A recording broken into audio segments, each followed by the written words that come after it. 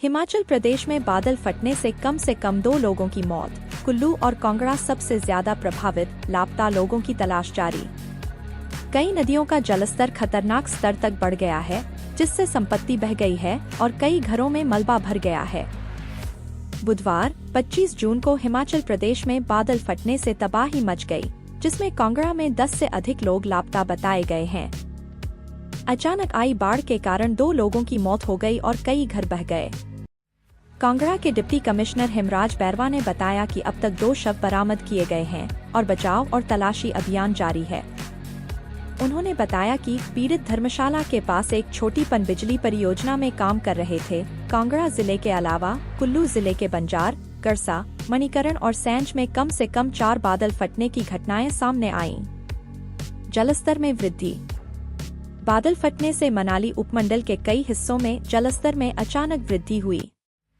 राज्य आपदा प्रतिक्रिया प्राधिकरण (SDRF) द्वारा बचाव अभियान जारी रखने के कारण सभी आवश्यक चेतावनियां जारी कर दी गई हैं।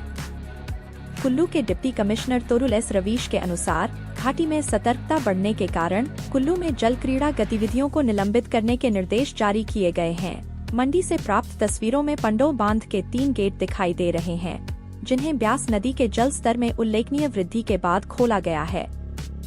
हालांकि बचाव अभियान का सबसे बड़ा उद्देश्य लापता लोगों का पता लगाना है, ताकि जानमाल की हानि को रोका जा सके। प्रभावित क्षेत्र। मणिकरण घाटी में ब्रह्मगंगा क्षेत्र, गड़सा घाटी में गोमती नदी क्षेत्र और बंजार और सैंज के कुछ हिस्सों सहित कई क्षेत्रों में बादल फटने की सूचना मिली है।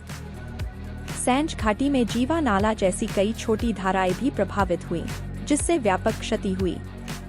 जीवा नाला में बादल फटने से राष्ट्रीय जल विद्युत निगम के शेड बह गए।